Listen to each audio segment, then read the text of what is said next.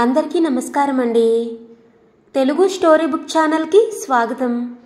ఈరోజు నేను మీకు వినిపించబోతున్న కథ పిల్లలు అమెరికాలో సెటిల్ అయిపోయి తల్లిదండ్రుల్ని నిర్లక్ష్యం చేశారు.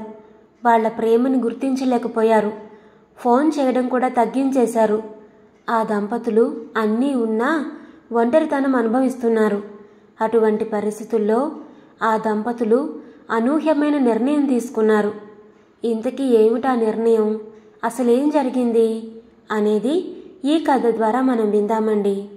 కథ పేరు ఆది దంపతులు.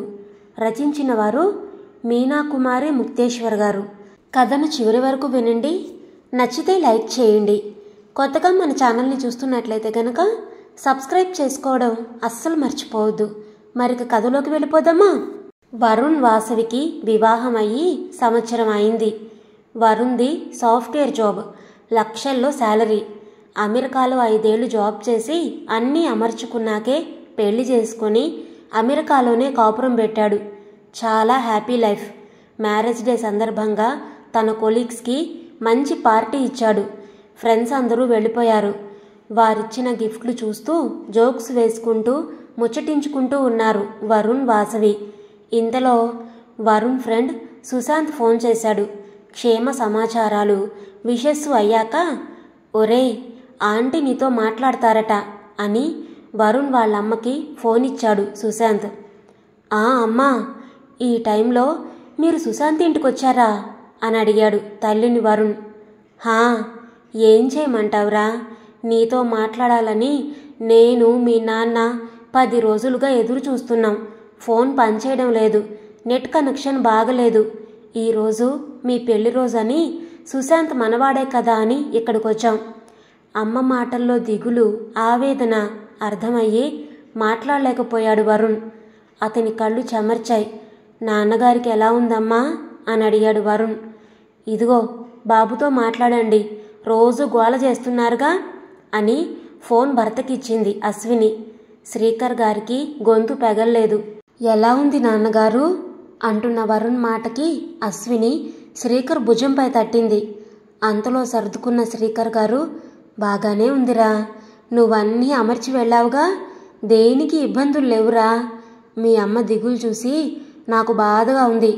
వారానికి ఒక్కసారి వీడియో కాల్లో చూస్తున్నాంగా, అంత దిగులేమీ ఉండేది కాదు మాకు. మరి ఇన్ని రోజులు అయ్యేసరికి బెంగగా ఉందిరా. అక్కడి వాతావరణం బాగలేదని టీవీలో చూపిస్తున్నారాయే అని శ్రీకర్ గారు చెబుతూ ఉండగానే అశ్విని ఫోన్ తీసుకొని మాట్లాడుతూ ఉంటే వారి బాధ చూడలేక, ఉండండి ఆంటీ అని సుశాంత్ వీడియో కాల్ కనెక్ట్ చేశాడు. అటువైపు కొడుకు కోడల్ని చూసి మురిసిపోయారు ఆ దంపతులు. అశ్వినికి దుఃఖం ఆగలేదు. ఊరుకోవే అంటూ శ్రీకర్ మాట్లాడారు. కొడుకు ఆఫీస్ గురించి, అక్కడ పరిస్థితుల గురించి అడిగారు. కోడల్ని పలకరించి అశ్వినికి ఫోన్ ఇచ్చారు.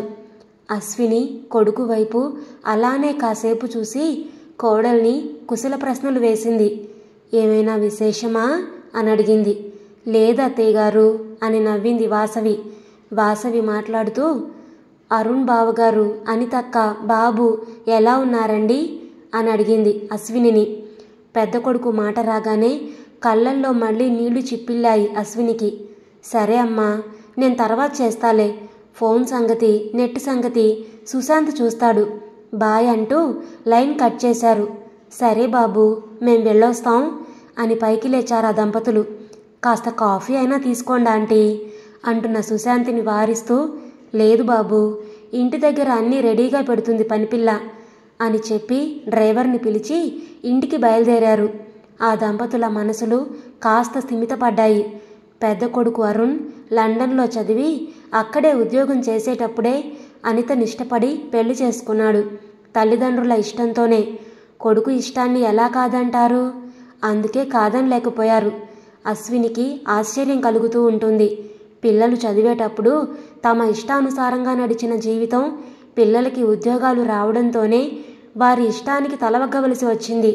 వాడు లండన్ భార్యతో వెళ్ళి 5 ఏళ్లు గడిచాయి. వరుణ్ పెళ్లికొచ్చారు. అప్పుడే తమ మనవణ్ణి చూసి ఎత్తుకొని ముద్దాడారు. ఇక అంతే. అరుణ్ ఫోన్ చేయడం చాలా తక్కువ. అప్పుడప్పుడు కోడలే చేస్తుంది. ఇంటి దగ్గర ఉన్నప్పుడు ఆమె కూడా జాబ్ చేస్తుంది. వారిల్లు, కారు అన్నీ కంప్యూటర్లో చూడడమే.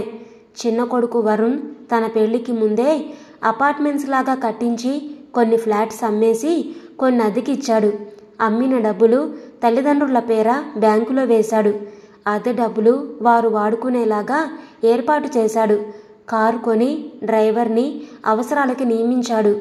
డ్రైవర్ శ్యామ్ హాస్పిటల్కి తీసుకెళ్లడం, మందులు తేవడం, సరుకులన్నీ తెచ్చివ్వడం అన్నీ చూస్తాడు. నెల జీతానికి పెట్టాడు వరుణ్. పని మనిషి గంగుంది, అన్ని పనులు చేస్తుంది.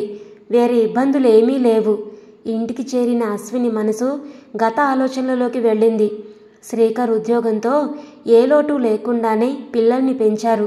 తన తండ్రి గారిచ్చిన పొలం మాత్రం పిల్లల చదువులకి, ఉద్యోగాలకి ఖర్చు పెట్టారు. అశ్విని ఎంతో ఓర్పుగా సంసారాన్ని నడిపింది. పిల్లలకి ఎప్పుడూ ఏ లోటు రానివ్వలేదు. మంచి వయసులో ఆ దంపతులు అన్నింటికీ సర్దుకునే బ్రతికారు. పిల్లలే వారి లోకంగా బ్రతికారు. వారి చదువులకి పెద్ద స్కూల్స్లో చేర్పించారు. ట్యూషన్స్ పెట్టించారు. వారిని బాగానే సెటిల్ చేశారు. అన్నీ ఉన్నా 5 ఏళ్లుగా ఏదో ఒంటరితనం అనుభవిస్తున్నారు. అన్నీ ఉన్నాయి కానీ బిడ్డల్ని దగ్గరుండి చూసుకోవాలి అన్న ఆశ వారిది. అలా అని వారి ఇష్టాలకు వ్యతిరేకత ఎప్పుడూ చూపలేదు వారు. పిల్లలు ఎంత ఎదిగినా కొసరి ముద్దలు తినిపించేది అశ్విని. పిల్లలు చిన్నప్పుడు సైకిళ్లపై స్కూల్ నుండి వస్తూ ఉంటే ఆ శబ్దాలకు గుండె పొంగినట్టు మురిసిపోయేది అశ్విని. చిన్న చిన్న సంతోషాలు కూడా మరిచిపోలేని మధురానుభూతులు మిగులుస్తూ ఉంటాయి. కొడుకులు పెరిగి ఏ వయసులో ఏం అడుగుతారో అని డబ్బులు పొదుపుగా వాడి దాచేది అశ్విని. పెద్దవాడికి వాళ్ళ నాన్నగారు బైక్ తీసిస్తే చిన్నోడికి అశ్వినియే డబ్బు దాచి మరీ కొత్త బైక్ కొనింది. అదొక సంతోషం ఆమెకి. వారికి ఇష్టమైనవి వండి తినిపించేది కొడుకులతో. 4 రకాలు చేయలేక వారి ఇష్టాలే తమ ఇష్టాలుగా మార్చుకున్నారు ఆ దంపతులు.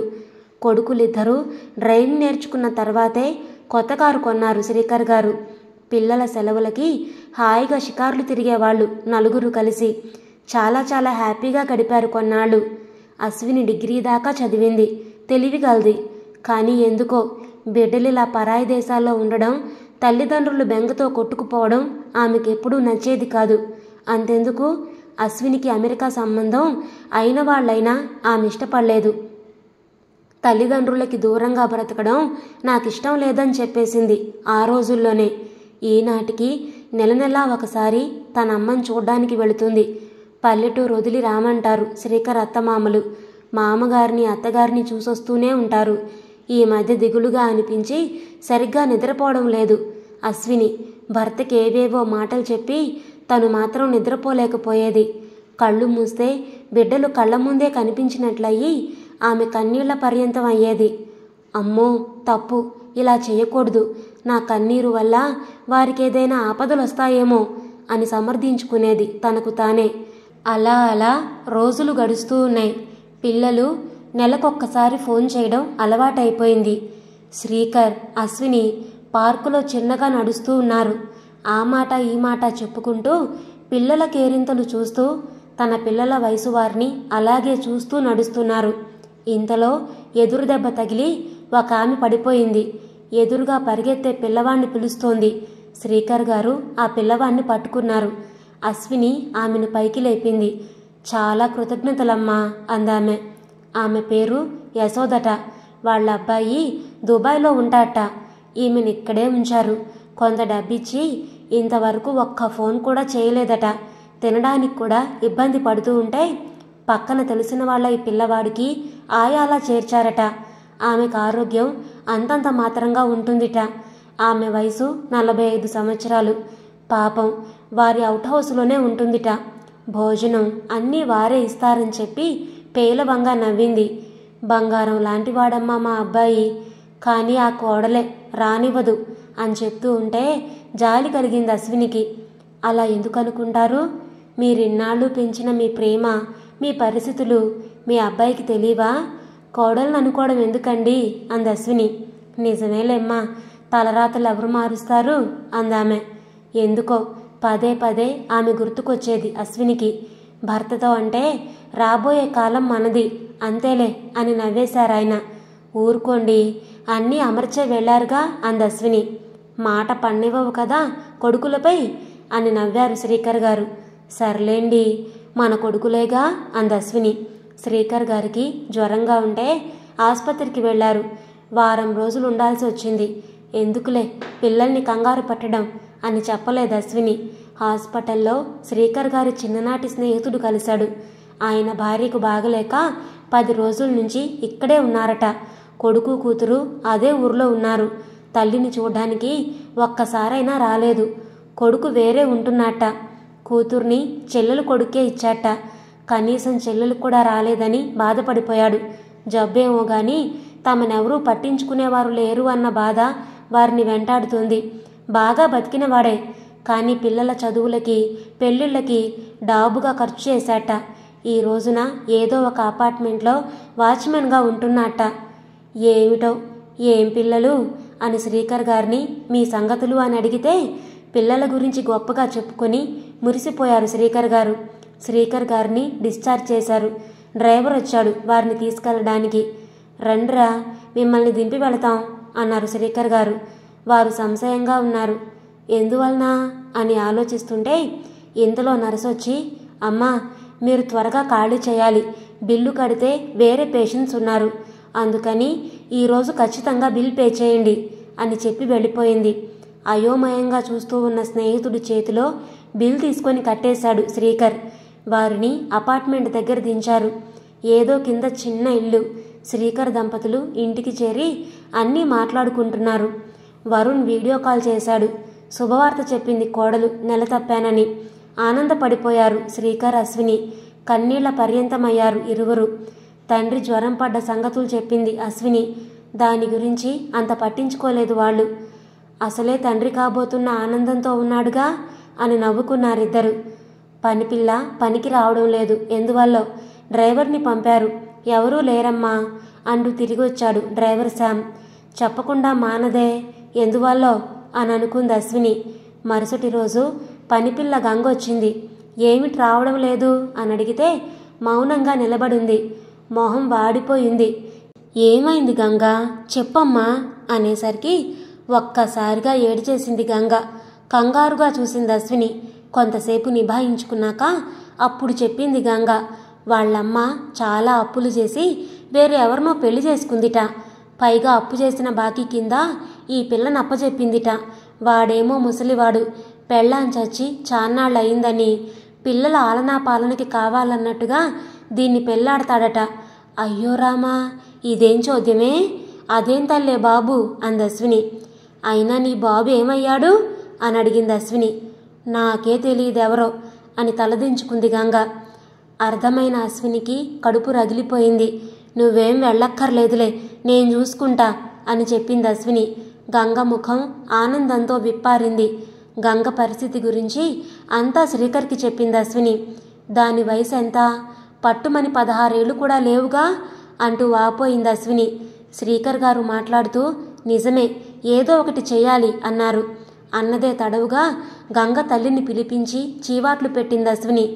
అసలు దీన్ని కన్నావా, నువ్వు తల్లివేనా అంటూ రెంకెలు వేసింది. పక్షి కూడా తన బిడ్డల్ని రెక్కల్లో దాచుకొని కాపాడుకుంటుంది. దీన్ని ముఖం చూస్తూ ఆ ముసలాడికి ఎలా అప్పగించాలనిపించింది, పాడు జన్మ అంటూ బీపీ పెరిగిపోయినట్టుగా వాయించేసింది అశ్విని. శ్రీకర్ గారు కల్పించుకొని అలా చేయడం తప్పమ్మా, పిల్ల మనసు తెలుసుకోవద్దా అన్నారు. బాకీ పడిపోయామయ్యగారు, ఏ దిక్కు లేందాన్ని, అందుకే ఈ పని చేయాలనుకున్నా అంటూ వగలమారి ఏడుపులు అంకించుకుంది గంగ తల్లి. గంగకైతే తల్లి ముఖం చూడాలంటేనే అసహ్యం వేసింది. గంగ ఇక్కడే ఉంటుంది, వెళ్ళి ఆ పెద్ద మనిషికి చెప్పు అని పంపేశారు. వెనకాల డ్రైవర్ని పంపారు చూడమని.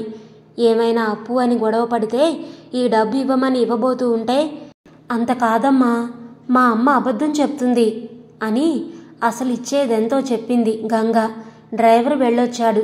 ఖాళీ పేపర్పై గంగతో సంబంధం లేదన్నట్లుగా వాళ్ళమ్మ వేలిముద్ర, వ్యాపారి సంతకం తీసుకొని సాక్షి సంతకాలు కూడా చేయించుకొచ్చాడు Shyam. Varun friend Kiran police officer. అతన్ని రప్పించి వాళ్ళందరికీ వార్నింగ్ ఇప్పించారు శ్రీకర్ అశ్విని. గంగా, ఇక నీ జోలికి ఎవరూ రారు అంది అశ్విని. అమ్మగారు అంటూ కాళ్లపై పడిపోయింది. పుట్టి బుద్ధెరిగాక తన గురించి పట్టించుకునేవారే లేరు. ఈరోజు అయ్యగారు అమ్మగారు తనని కాపాడినందుకు కృతజ్ఞతాభావంతో అశ్విని పాదాల్ని తాకింది గంగ. అశ్వినికి చిన్నతనం నుండి ఏదో ఉద్యోగమో వ్యాపారమో చేయాలని చాలా తపనగా ఉండేది. ఒక మంచి ఆలోచన వచ్చింది అశ్వినికి. తన భర్త అనుమతితో దాన్ని ఆచరణలో పెట్టాలి అని అనుకుంది అశ్విని. ఈజీ చైర్లో వెనక్కి వాలి ఆలోచిస్తున్న భార్యని చూసి, అశ్విని ఏంటి ఆలోచన కొడుకుల గురించేనా అని అడిగాడు శ్రీకర్. లేదండి అని భర్తని కూర్చోమని తన మనసులో ఆలోచన చెప్పింది. నీ ఆలోచన బాగానే ఉంది, కానీ మనం అది ఈ వయసులో చేయగలమా అన్నారు శ్రీకర్. ఎందుకు చేయలేమండి? ఆలోచనని ఆచరణలో పెడితే అదేమంత అసాధ్యం కాదు అంది అశ్విని. ఆలోచిస్తే నిజమే అనిపించింది శ్రీకర్కి. పనేమీ లేక ఏవేవో పిచ్చి పిచ్చి ఆలోచనలతో సమయాన్ని వృధా చేసేదానికన్నా ఇది చేయడం మేలు అనిపించింది శ్రీకర్కి. నిజమండి, ఒక వయసు వచ్చే వరకు పిల్లలతోనే సరిపోతుంది, కానీ పుట్టినందుకు ఏదో ఒక మంచి పని చేసే పోవాలి కదండి అంది అశ్విని నవ్వుతూ. అశ్విని చెప్పింది ఎలా సుసాధ్యం చెయ్యాలా అని ఆలోచిస్తున్నారు శ్రీకర్. ఇక ఆ దంపతులు గట్టిగా నిశ్చయించుకుని అనుకున్నదే తడువుగా వారికున్న 5 ఎకరాల స్థలం బాగు చేయించారు. సిటీకి దూరంగా చుట్టూ పచ్చగా చాలా బాగుంటుంది వాతావరణం. కాస్త దూరంలోనే వాగు ప్రవహిస్తుంది. ప్రశాంతమైన వాతావరణం. వారి వద్ద ఉన్న డబ్బుతో ఆశ్రమం ప్రారంభించారు. డ్రైవర్ శ్యామ్ అన్ని పనులు చూసుకుంటున్నాడు. అతనికి జీతం పెంచారు ఆ దంపతులు. తామిచ్చిన గడువులో చెప్పిన విధంగా కట్టడం పూర్తి చేశారు పనివాళ్లు. ఆశ్రమం పేరు అశ్విని అని పెట్టారు. అభాగ్యులకు అండగా ఆపద్బంధువుగా నెలకొల్పారు. కష్టమే కానీ ఇష్టంగా చేయించారు. ప్రతి పనిని భార్యాభర్తలిద్దరూ చూసుకున్నారు. చెట్లు నాటించారు.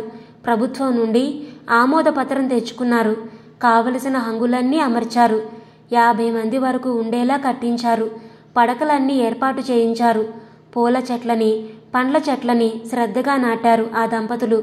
వారికిప్పుడు టైం తెలియడం లేదు. పిల్లల ఫోన్లకై ఎదురు చూడడం లేదు. చేసినప్పుడు మాట్లాడుతున్నారు. కోడలు వాసవి ప్రసవించింది. వాళ్ళమ్మ అక్కడే ఉంది. బాధేమీ లేదట. వరుణ్ మేమిద్దరం వస్తే బావుండు అన్నట్టున్నాడు. కోడలి మాటల్లో మాతో పనిలేదని తెలిసింది. వరుణ్ తన కొడుకుని మేం చూడాలని ఆశపడుతున్నాడు. ఎంతో విచిత్రం. దేశం కాని దేశాలలో ఉండి మనం కన్న పిల్లల పిల్లల్ని చూడాలంటే అందరి పర్మిషన్స్ కావాలి. శ్రీకర్ గారు మాట్లాడుతూ, మా ఆరోగ్యాలు అంతంత మాత్రంగా ఉన్నాయి లేరా, అయినా మన ఇండియా వదిలి మేం రాలేం, 1 నెల అయినా సరే అని నవ్వారు. మీ అబ్బాయిని వీడియో కాల్లో చూపించండి, చూస్తాం, దీవిస్తాం అన్నారు శ్రీకర్ గారు. హా ఉండండి నాన్న అంటూ కొడుకుని చూపించారు. కోడలు అదే అంది. వారేమొస్తారు, ఆరోగ్యం సరిగా లేదు కదండి అత్తయ్య గారికి మామయ్య గారికి అంది భర్తతో. నవ్వుకున్నారా దంపతులు. సరేరా ఉంటాం అని కాల్ కట్ చేశారు శ్రీకర్ గారు. ఏమిటో ఏమనుకుంటాం మన పిల్లల గురించి అనుకున్నారు ఇరువురు. 4 ఆవుల్ని కొని ఆశ్రమం తోటలో పెట్టారు. పనివాళ్ళని నియమించారు. వాచ్మెన్ భార్య ఆశ్రమం శుభ్రం చేస్తుంది. తోటమాలిని పెట్టారు. అతను చెట్లని ఆవుల్ని చూసుకుంటాడు. అతని భార్య వంట చేస్తుంది. జనం పెరిగితే పనివాళ్ళని పెంచుదాం అనుకున్నారు. సుశాంత్ కిరణ్ హెల్ప్ చేస్తున్నారు. ఇక రేపే ప్రారంభమయ్యేది. ముందుగా శ్రీకర్ గారి చిన్ననాటి స్నేహితుణ్ణి ఆయన భార్యని రప్పించారు. తర్వాత అశ్వినికి పరిచయమైన యశోదను పనిపిల్ల, అలా అలా వారికి తెలిసిన ఒక 10 మంది కలిసొచ్చారు. చాలా సంతోషించారు. శ్యామ్ గంగ వెళ్ళి కావలసిన సరుకులు కొనుక్కొని తీసుకొచ్చారు. అశ్విని పాలు పొంగించింది. శ్రీకర్ గారు దేవుని పటాలు పెట్టించి పూజ చేశారు. అలా అశ్విని ఆశ్రమం ప్రారంభమైంది. ప్రస్తుతానికి 25 మందికి ఆశ్రయం కల్పించింది. శ్రీకర్ గారు యోగా మాస్టర్ని రప్పించారు. ఆయన అందరితో యోగా చేయిస్తున్నారు. ఏ ప్రాబ్లం వచ్చినా వాళ్ళ ఫ్యామిలీ డాక్టర్కి చెప్తే ఆయన వేరే డాక్టర్ని ఎప్పుడు అవసరమైతే అప్పుడు పంపుతానని చెప్పారు. అన్ని వస్తువులు ఉండేలా చూశారు శ్రీకర్ దంపతులు. అందువల్ల అందరూ ఆనందంగా గడుపుతున్నారు. చెట్లంటే ఇంట్రెస్ట్ ఉన్నవాళ్ళు ఇది నా చెట్టు, ఇది నాది అని బాధ్యతగా ప్రేమగా పెంచుకుంటున్నారు. ఉదయాన్నే అందరూ కలిసి తోటలోకి వాకింగ్కి వెళ్ళడం అలవాటు చేశారు శ్రీకర్ గారు. పెద్ద హాలు, అందులో టీవీలు ఏర్పాటు చేశారు. అందరూ హ్యాపీగా ఎలా ఉండాలో గైడెన్స్ చేస్తున్నారు. యోగా మాస్టర్ గారి వైఫ్, ఆమె చాలా మంచి భావాలు కలిగింది. అందుకే తనకు తానే భర్తతో వచ్చి వీరందరితో టైం స్పెండ్ చేసి వెళుతుంది. ఆమె పేరు సృజన.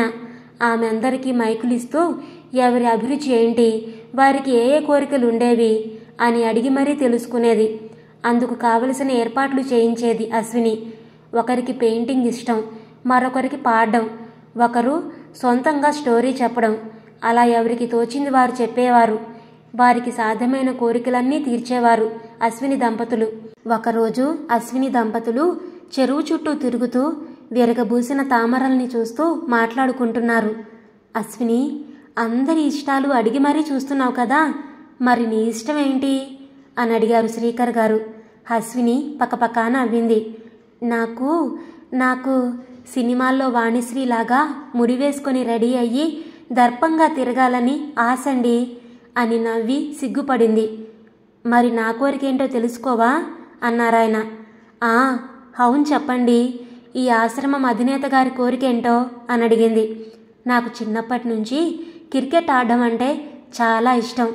అచ్చం మన ఇండియా టీంలా రెడీ అయ్యి మరీ ఆడాలని ఆశ. అలా ఆడుతున్నప్పుడు అందరి కేరింతలు వినాలని అంటూ పకపకా నవ్వారు శ్రీకర్. ఆ మాటలు దూరం నుంచి విన్న శ్యామ్ అన్ని ఏర్పాట్లు చేయించాడు. శ్రీకర్ గారి దంపతులకు తెలియకుండా ఒక బ్యూటీషియన్ని కూడా పిలిపించాడు శ్యామ్. ఒక్కొక్కరికి వారి ఇంట్రెస్ట్ని బట్టి వాళ్లకు వేరే వేరే రకాలుగా మేకప్లు చేశారు. ఇక అశ్విని దగ్గరకు వచ్చి, మీరు కూడా రెడీ అవ్వాలి, మీకైతే వాణిశ్రీలాగా మేకప్ బాగుంటుంది అని వద్దు వద్దు అంటున్నా వినకుండా అశ్వినిని వాణిశ్రీలాగా అలంకరించారు. అందరూ హాయిగా సరదాగా నవ్వుకున్నారు. ఎవరి మేకప్కు తగ్గ డైలాగులు వారు చెప్తూ ఇంకొంచెం సందడి చేశారు. ఎవరికీ వేరే ఆలోచన లేకుండా అశ్విని ఆశ్రమం ఒక సుందర స్వప్నంలాగే అనిపించింది అందరికీ. అలా మేకప్పులతో ఫోటోలు దిగి ఆ ఫోటోలు చూసుకున్న వారికి ఏదో ఒక నాటకం వేస్తే బాగుంటుంది అనిపించింది.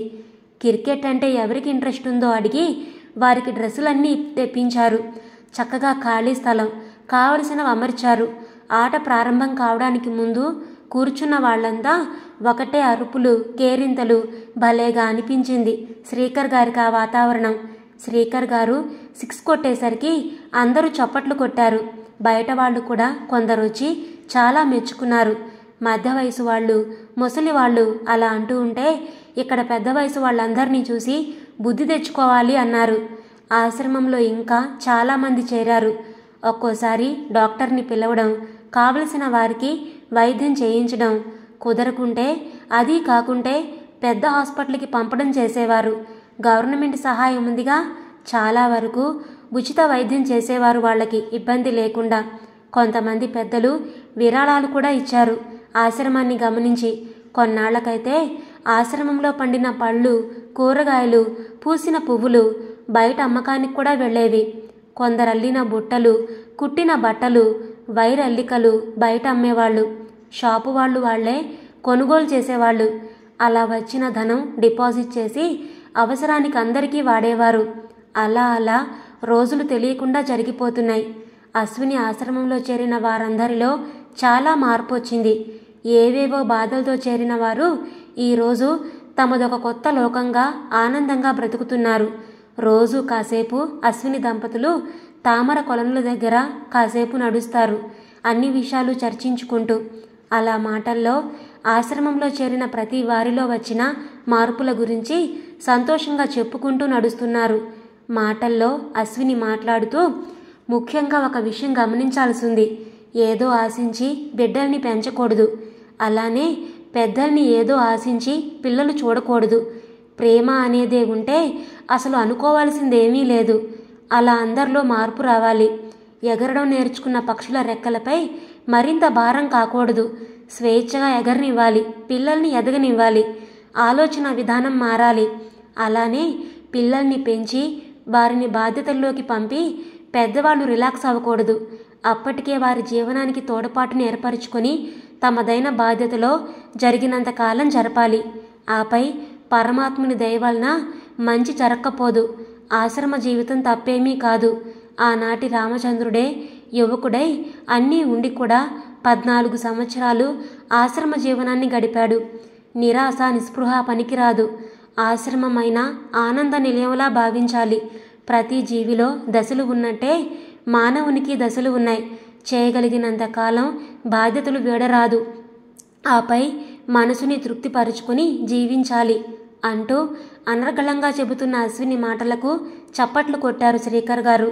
ఇంతలో శ్యామ్ వచ్చి, అమెరికా నుండి పెదబాబు వాళ్ళు చిన్నబాబు వాళ్ళు వచ్చారు సార్ అని చెప్పి వెళ్ళాడు. ఏమిట్రా సడన్గా అందరూ వచ్చారు అని సంతోషంగా అడిగాడు శ్రీకర్ గారు.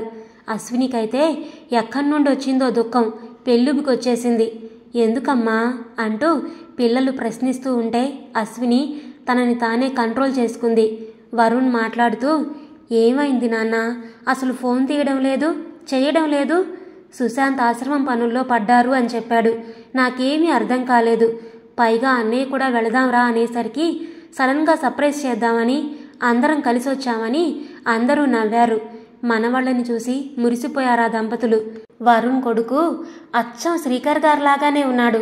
ఆ మాట చెప్పి తెగ మురుసుకుంది అశ్విని.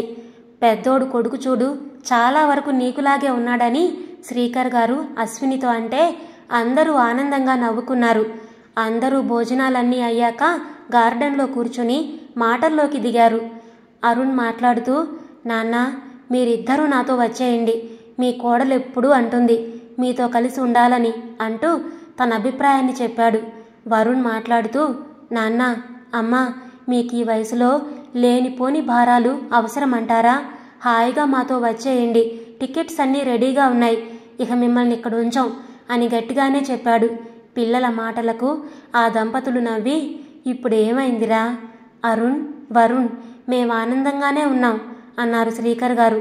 అశ్విని మాట్లాడుతూ, మీరే బాధ పడకండ్రా, మాకే ఇబ్బందులు లేవు. పైగా ఖాళీగా లేకుండా ఈ వయసులో ఒక వ్యాపకం ఉండడం మా ఆరోగ్యానికి చాలా మంచిది. ఇంకో విషయం ఏంటంటే మా వల్ల వీళ్ళంతా ఆనందంగా ఉంటున్నారంటే ఇంకా ఆనందంగా కొంతకాలం ఎక్కువే బతికేస్తాం అంటూ నవ్వింది అశ్విని. ఏంటమ్మా ఆనందం? నీ బిడ్డల్ని మనవళ్ళని వదిలేసి దూరంగా ఉండడమా? వీరందరికి ఎప్పుడు ఏం జరుగుతుందో తెలియని కంగారులో ఉండాల్సిన అవసరం అసలు మీకేముంది అన్నాడు కాస్త కోపంగా వరుణ్. అరుణ్ మాట్లాడుతూ, నేను చేసింది తప్పే అమ్మా. మీపై నిర్లక్ష్య ధోరణిలో ఉన్నా మీ ప్రేమను తెలుసుకోలేకపోయాను. నన్ను క్షమించి మాతో రండమ్మా అంటూ బాధపడుతూ కళ్ళనీళ్లతో అడిగాడు. శ్రీకర్ గారు వరుణ్ వైపు చూస్తూ, మాకేం తక్కువ, అన్నీ అమర్చి వెళ్ళావు, ఏ బాధ లేకుండా. మాకింకేం కావాలి? కాకుంటే మీ అమ్మకి మన దేశం వదిలి రావడం అస్సలు ఇష్టం ఉండదు, నీకు తెలుసు కదా. పైగా ఇప్పుడు మేం తీసుకున్న బాధ్యత మాకెంతో ఇష్టమైంది. ఇందులో ఏ ఇబ్బందులు లేవు. ఈ మధ్యనే శ్యామ్కి గంగకి వివాహం కూడా చేశాం. వారు మమ్మల్నే కాక ఈ ఆశ్రమ బాధ్యతల్ని కూడా బాగానే చూసుకుంటున్నారు. మా తర్వాత కూడా ఆ బాధ్యతలు స్వీకరిస్తామని చెప్పారు. మేం మాకు కావలసిన మనుషుల్ని పెట్టుకున్నాం. మాకు అసలు ఇబ్బందులేమీ లేవురా. మీక ఎన్నో బాధ్యతలు, ప్రతి పని చూసుకోవాలి, బిడ్డల్ని తీర్చిదిద్దుకోవాలి కదా. ఉపయోగం లేని స్థలం ఇప్పుడు అది అందరికీ నీడనిచ్చింది. చాలా ఆనందంగా ఉన్నావురా మేము అని చెప్పారు శ్రీకర్ గారు. తల్లిదండ్రుల నిర్ణయంలో ఇక ఏ మార్పు ఉండదని గ్రహించారు కొడుకులు. వారం రోజులు వాళ్లతో హ్యాపీగా గడిపారు. మనవాళ్లతో ఆడుకొని మురిసిపోయారు ఆ దంపతులు. మీకే చిన్న ఇబ్బంది అయినా మాకు తెలియచేయండి. ఎలాంటి అవసరాలు వస్తాయో తెలియదు. ఈ చెక్ ఉంచండి అని ఇచ్చాడు అరుణ్. పిల్లల్ని చూసి మురిసిపోయారు ఆ దంపతులు. చెక్ వద్దన్నా కూడా వినకుండా ఇచ్చి వెళ్లారు. పిల్లలు వెళ్ళిపోతూ ఉంటే చాలా బాధగా అనిపించింది పాపం ఆ దంపతులకి. కానీ తాము తీసుకున్న నిర్ణయమే బాగుంది. తమ వల్ల ఇంతమంది ఆనందంగా ఉన్నారు. తమ ఒక్కరి ఆనందం చూసుకొని వెళ్ళిపోతే అది సంతృప్తి కావచ్చు, కానీ ఇక్కడుండి అందరినీ సంతోషపెడుతూ తాము పొందే సంతృప్తి చాలా గొప్పది అని ఖచ్చితంగా నిర్ణయించుకున్నారు శ్రీకర్ దంపతులు. ఆ మాటలు వింటున్న ఆశ్రమంలో పెద్దలు ఆ దంపతులు మాకై పుట్టిన ఆది దంపతులు అని మురుసుకున్నారు. నిజానికి ఇలాంటివి చాలా గొప్ప నిర్ణయాలు. 10 మంది శ్రేయస్సు కోరే అలాంటి దంపతులు ప్రతి ఒక్కరికి ఆది దంపతులే. ఇదండి ఈరోజు కథ. మీకు నచ్చిందా? నచ్చితే లైక్ చేయండి, షేర్ చేయండి. అలాగే మీ విలువైన అభిప్రాయాలను కామెంట్స్లో తప్పకుండా తెలియచేయండి. ఇంత మంచి కథను మనకు అందించిన మీనాకుమారి ముక్తేశ్వర్ గారికి మనందరి తరపు నుంచి ధన్యవాదాలు తెలియజేసుకుంటున్నానండి. ఇలాంటి మరెన్నో మంచి మంచి కథలు వినడానికి కొత్త వాళ్ళు మన ఛానల్ని తప్పకుండా సబ్స్క్రైబ్ చేసుకోండి. మరొక మంచి కథతో మళ్ళీ కలుద్దాం. అప్పటి వరకు ఉంటానండి.